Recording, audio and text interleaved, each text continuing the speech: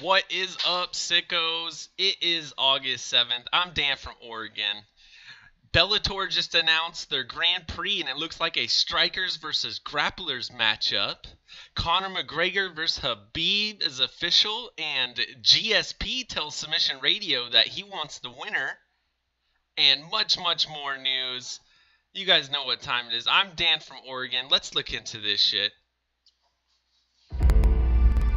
TJ Dillashaw versus Cody Garbrandt, the rematch is one of the most... Cancel that. Don't got the video loaded. Anyhow, let's jump right into this nonsense. What up, Raider? What up, Steve? What up, Frank Bavon? Thank you, everyone, for jumping in the chat today. Right away, let's jump into this tournament news. Steve is confused, and I think we're all a little confused because we're doing a welterweight Grand Prix over here at Bellator.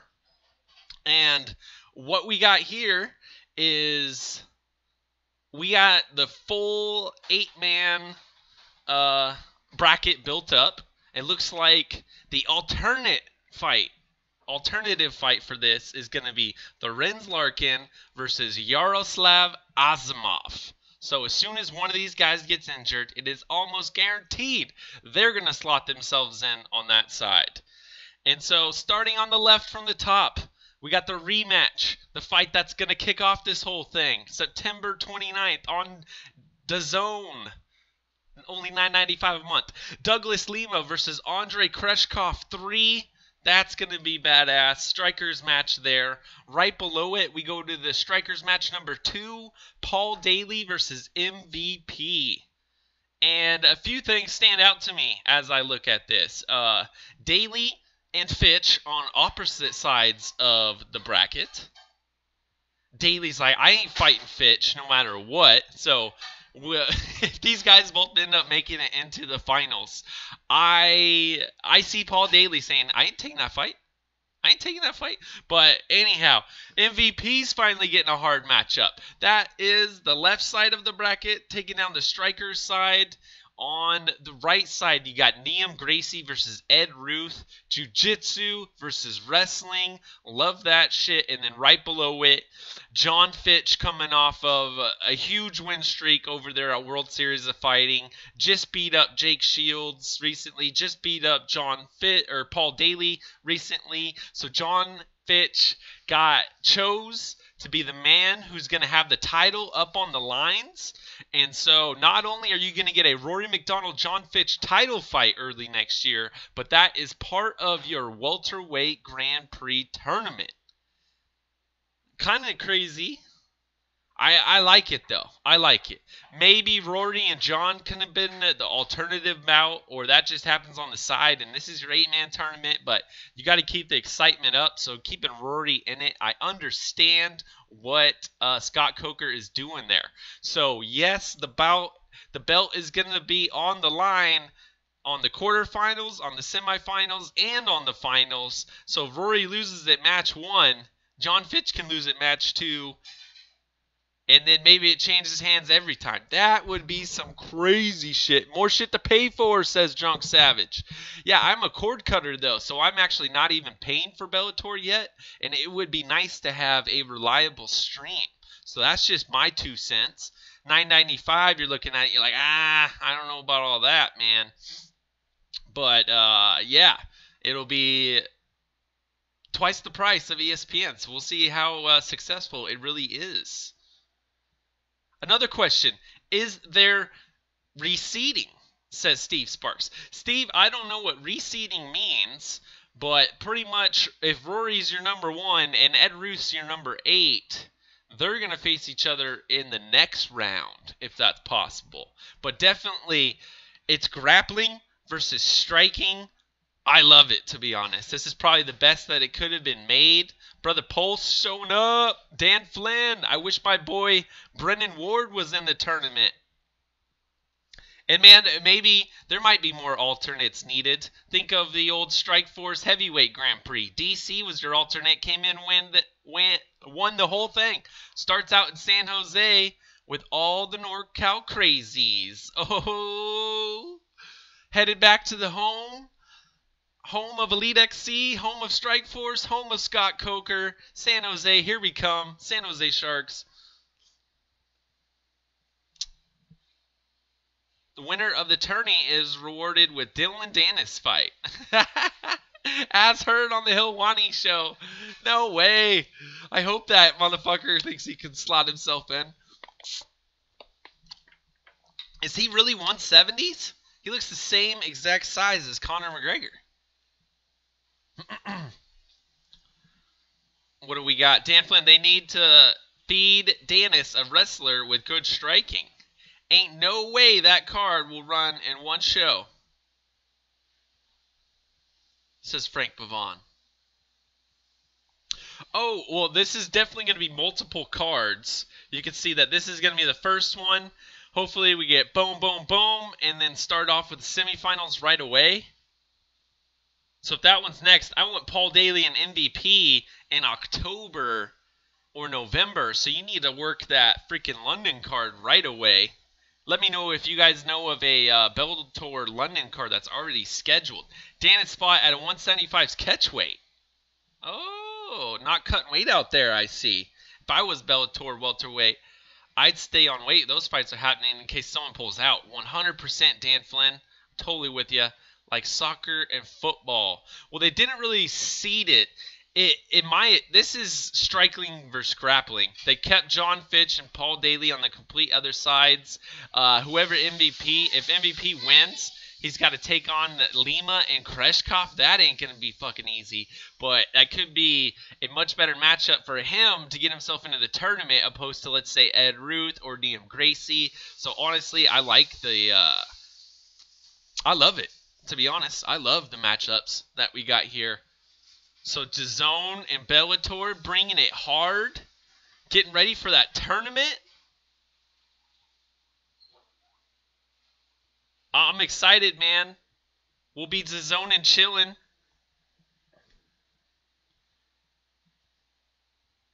Who do you guys see in the finals of the Bellator welterweight tournament?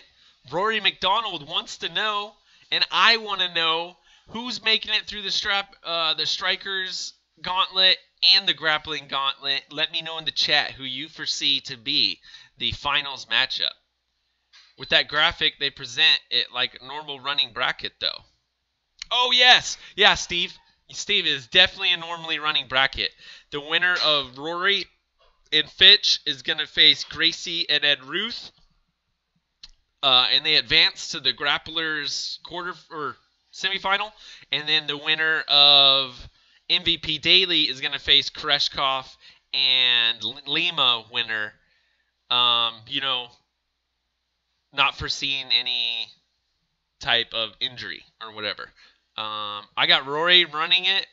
Too well-rounded. MVP versus Ruth in the final for the new blood, says BLT. Dan Flynn says MVP versus Daly is fire. 100%. Who do you got winning that, Dan Flynn? And who do you got making it into the tournament? Pulse Resurrected says MVP versus Rory is going to make it. Raider agrees MVP versus Daly is fire. Yeah, that's coming to a Bellator London show near you. I'm glad Bellator is doing this. Actually have a really good welterweight division. Yes. Dan Flynn, that's probably their most stacked division. And it could go par for par with the UFC. The 10-fighter welterweight tournament will play out over the next year exclusively on DAZN. DAZN offers 22 events, 15 simulcasted, 7 exclusive to DAZN.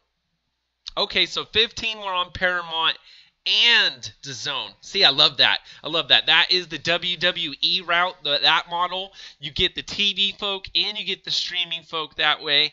And then 7 exclusive ones, which is probably going to be all your international shows. Bellator going hard in the paint over there in Europe area / Middle East. So, their first one's getting to Italy and Rome and shit. Roy will win over the UFC welterweight champion. Has a win over. Yes, he is definitely in consideration for the best welterweight of right now.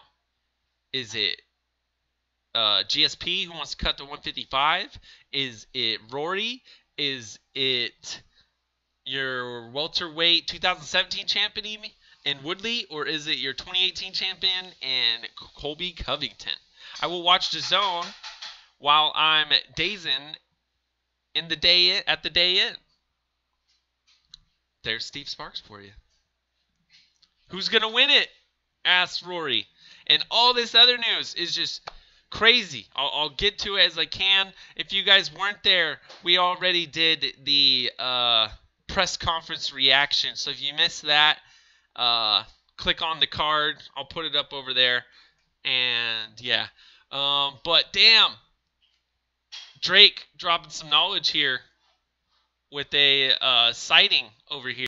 He says, TJ Dillashaw has truly embraced the snake thing more than I ever would have imagined. And he's got the snake tattoo down his right bicep on the inside. Awesome shit. Love what you're doing, TJ. TJ steered right into that shit.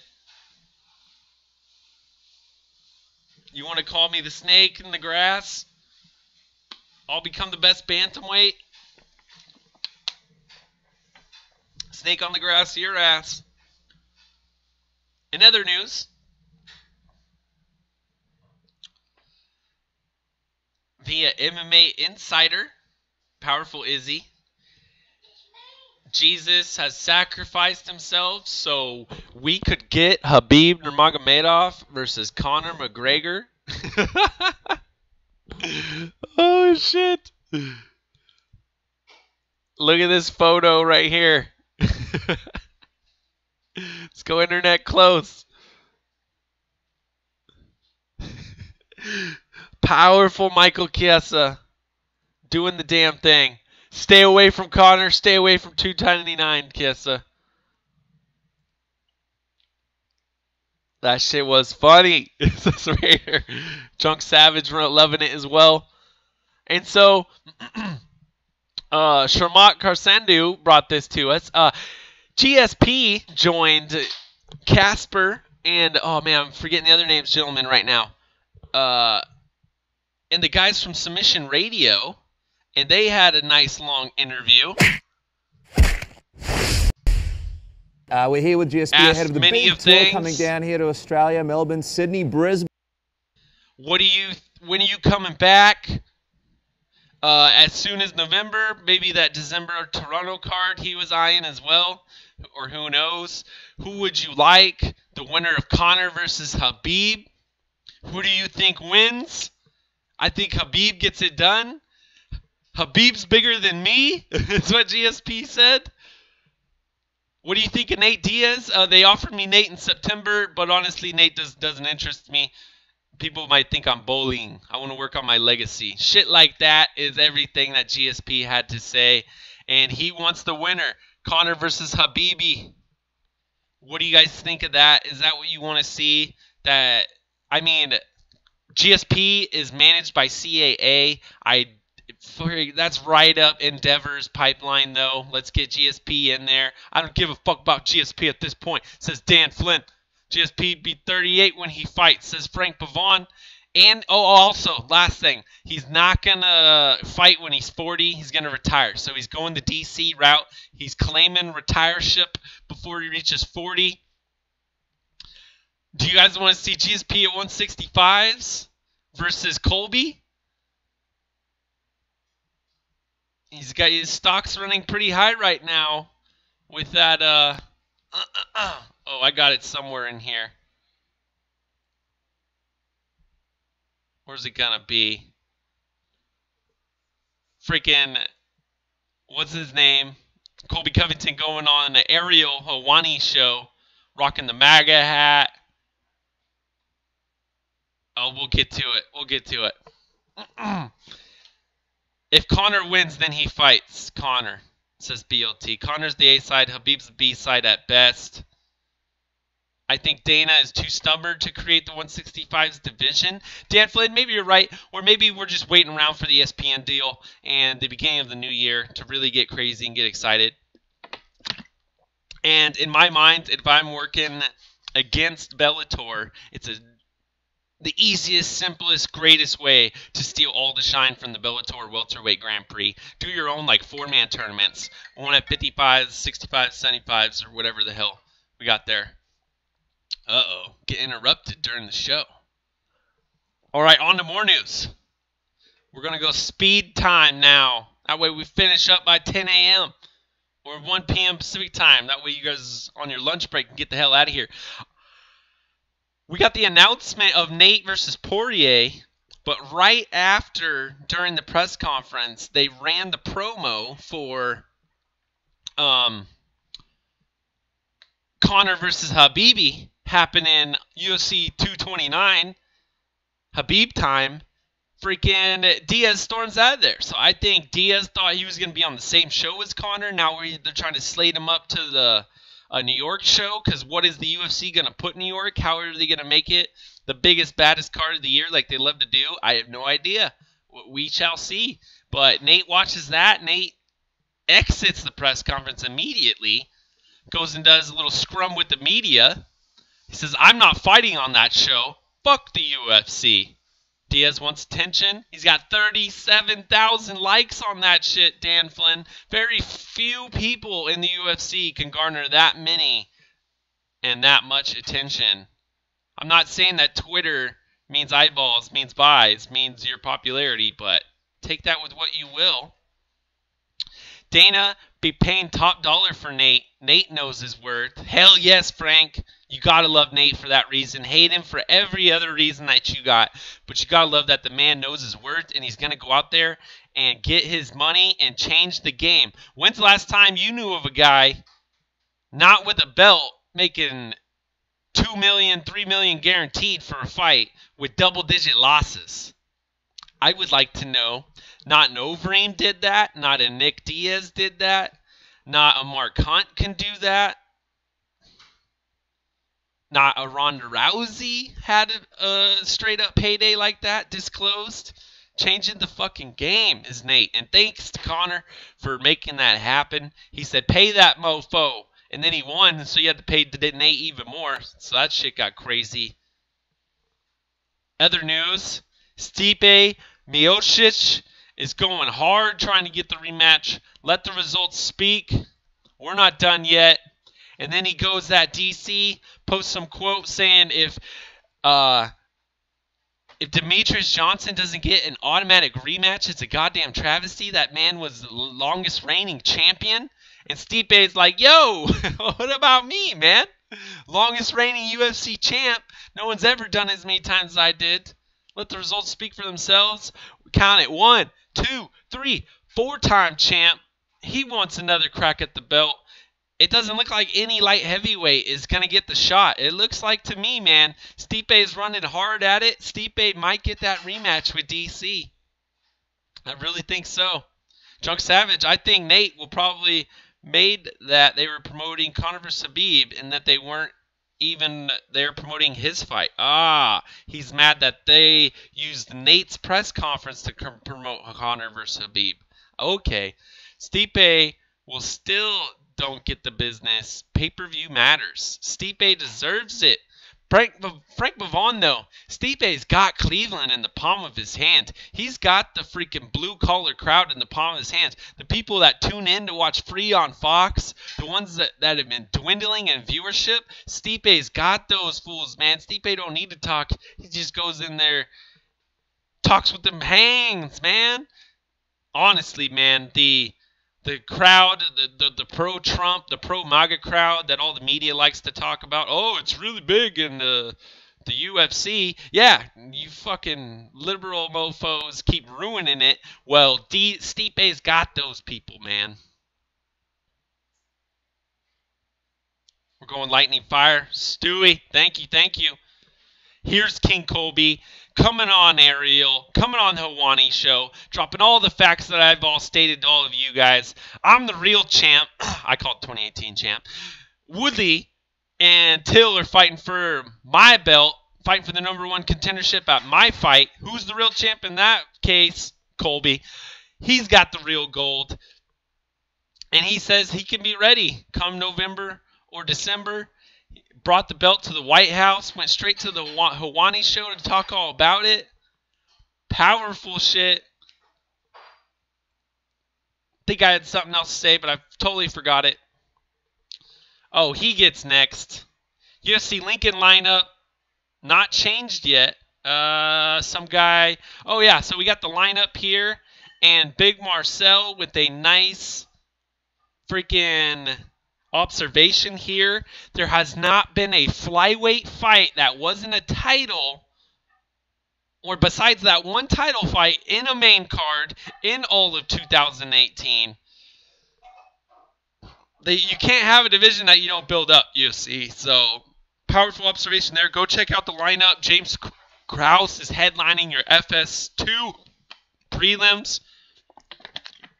Joanne Calderwood headlining the Fight Pass prelims, international stars. So I like what you're doing there.